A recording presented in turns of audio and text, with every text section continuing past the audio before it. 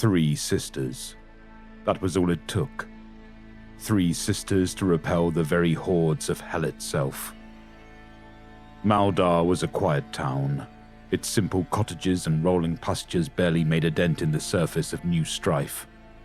The inhabitants, much like their rural lodgings, were also simple. Composed mostly of farmers, the self-sufficient micro-colony remained a bastion of peace, safe from the war and chaos which ravaged the galaxy. That was when it began. Whispers, rumors, echoes of things unholy drifting out amongst the stars, talk of heresy, of witchcraft. This world is quiet, she thought. Far too quiet. Nerissa grimaced, her armored boots clanking dully in the mud, the sounds echoing about the empty streets.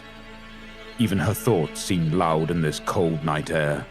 There was a certain eerie stillness which accompanied the presence of chaos, as if the world itself was afraid to speak of it. In appearance, nothing had changed. Maldar remained the quiet colonial agro town it had always been. The houses still stood in rows. The fields were still worked and harvested, and the townsfolk still went about their daily tasks. But there was something else. Something more which hung about the empty streets like almost whispered curses carried in the wind. Something which did not belong. Nerissa glanced at the 2 sisters beside her, wondering if they too sensed it. Their eyes met, and the 2 Null maidens nodded in understanding, dashing noiselessly in either direction and vanishing into the shadows. They had felt it too. She wondered if every sister did, counted on it, as she did. The unease, the excitement, the abstract certainty that evil, true and unadulterated, lay somewhere ahead. The thrill of the hunt. Nerissa raised her hands in the quick and jerking movements of battle mark. Building, due north, that's our target. Flashes of hands and golden armor signaled a response. They understood. They always did. Nerissa almost smiled. That was the unspoken truth of the Sisterhood of Silence. Null maidens, soulless ones, daughters of the Abyss. They had many names on many worlds, but none could truly capture the nature of this holy militia. These warriors were more than mindless killing machines, sicked like dogs to hunt the filth of the universe. They were sisters, bonded not by blood, but by curse, by the common yet painful experience of expulsion from society itself. They were hunters, cursed to solitude and silence in a world which grew ever louder. Nerissa reached to her side, quickly finding a hilt, cold and familiar.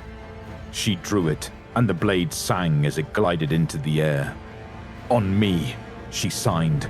Without a second thought, they dashed onward towards the looming structure. The assembly hall was suffocating. In years past, it had served as a storeroom for excess crops, a safeguard against famine. Now its walls echoed with life. All throughout stood shoddy structures of wood and stone in which fires burned, casting black and purple shadows about the room. Bodies lay everywhere, naked and exposed, and all about hung the putrid stench of blood and sweat and vomit and every other bodily fluid imaginable. In this place, there was no singular reality. The sounds of moans and screams blended into one nightmarish cry. Pleasure and pain, light and dark, reality and fantasy. That was the beauty of it. In this hellish ambiguity, there was a certain warmth which comforted the soul from harsh reality. It was as a dream, hazy and uncertain, safe. Credence drifted slowly in and out of consciousness, weakly pondering it all.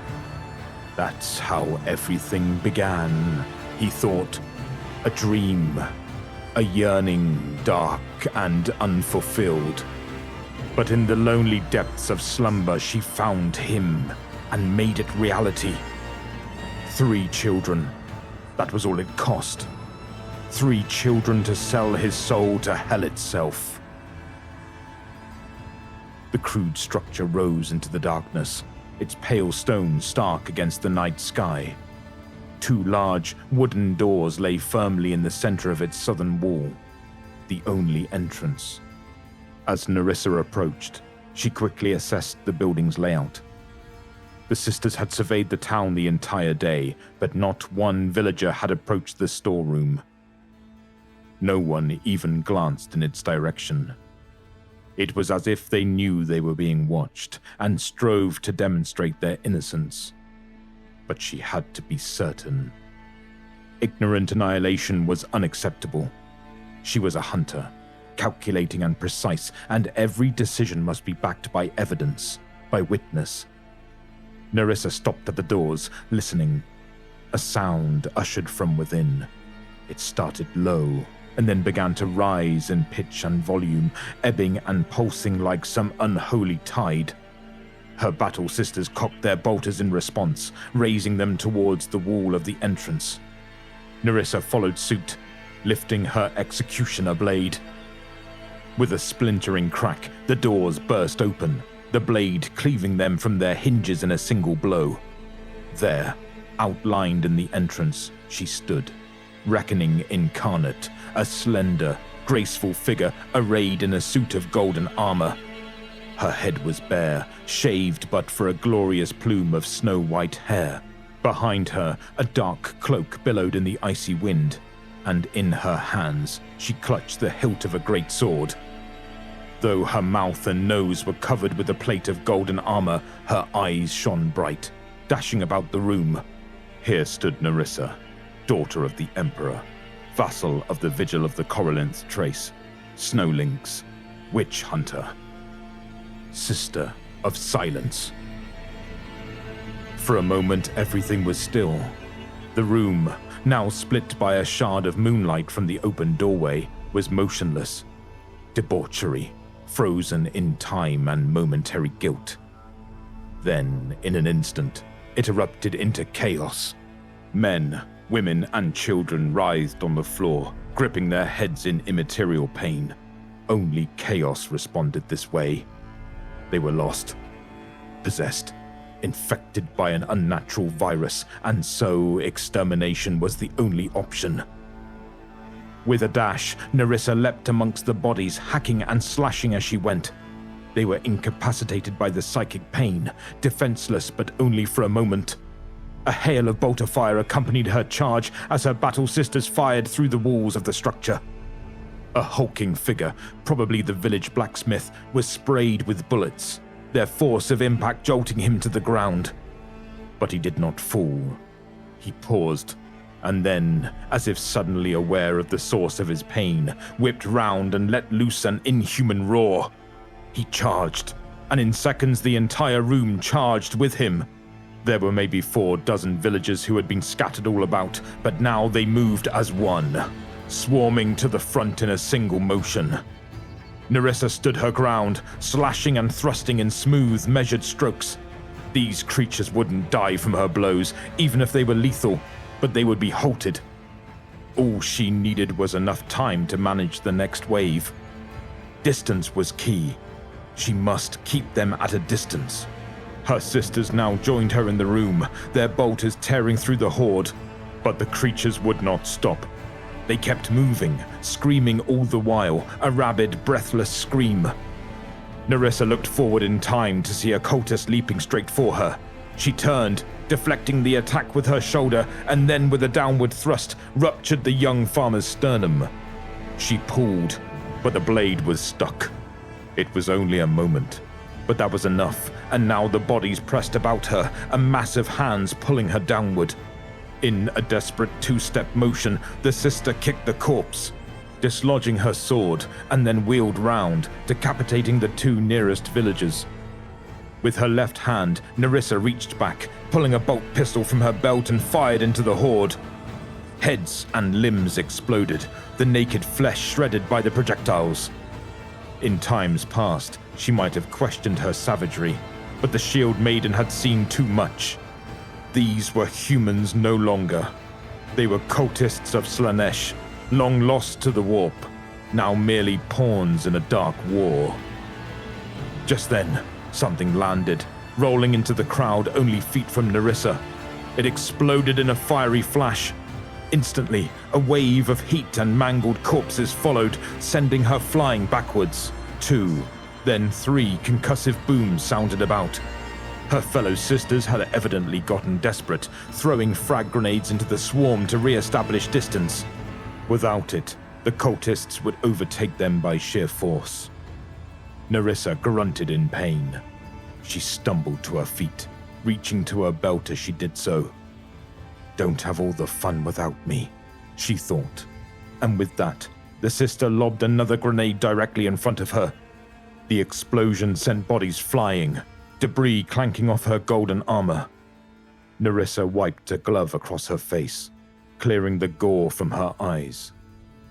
Then, without a moment's hesitation, she charged, now wielding her sword in one hand and the bolter in the other. She wheeled and fired as if inventing a strange new dance which left only death and destruction in its wake. As she spun, Narissa spotted a massive figure charging towards her. In seconds, she turned to face him, bolter raised to fire. She pulled the trigger, but all that sounded was a dull click.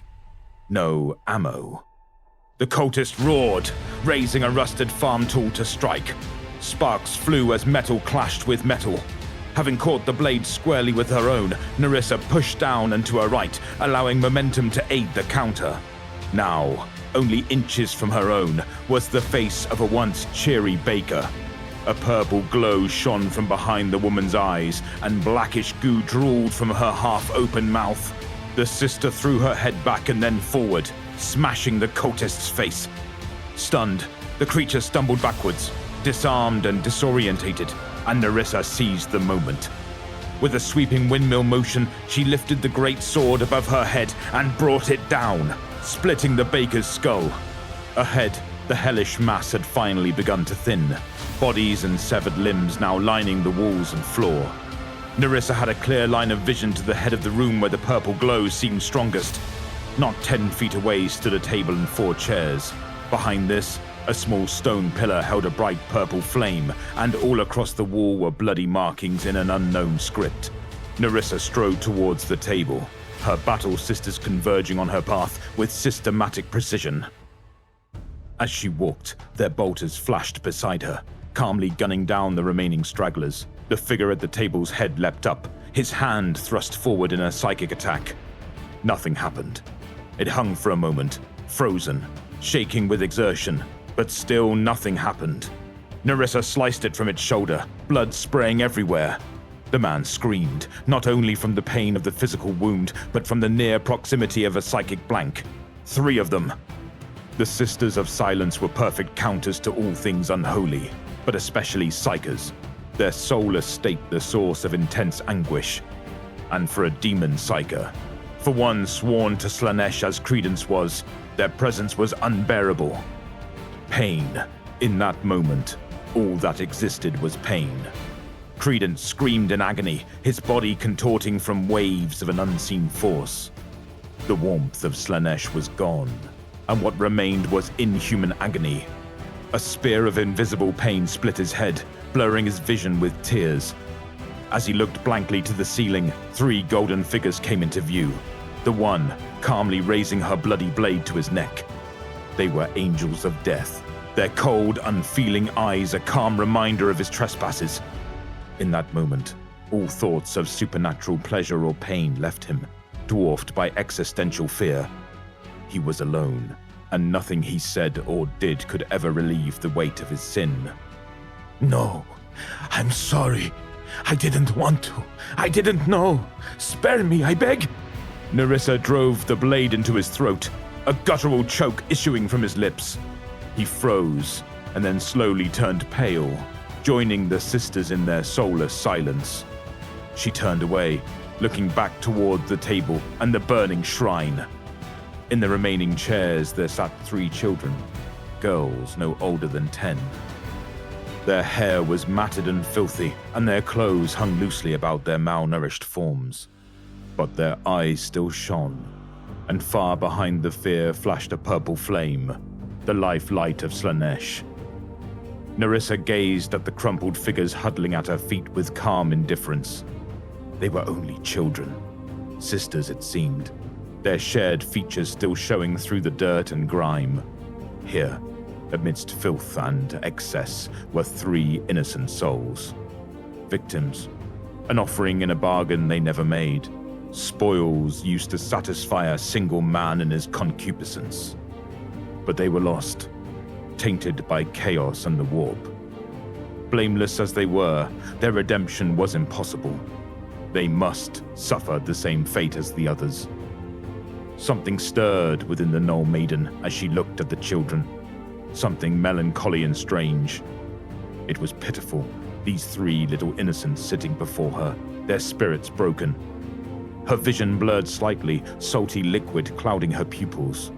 A tragic recollection long abandoned drifted into Narissa's mind. She had a sister once. Long ago. The fire roared, its flames swallowing up the storeroom, the stone visage warping with the intense heat. 3 golden figures strode away, their outlines highlighted by the wall of flame. It must burn, all of it. The bodies, the altar, the Slaneshi Psyche, every obscenity purified and forgotten in the flames. 3 graves. That was all they dug. 3 graves for the children, the last 3 innocents of Maldar.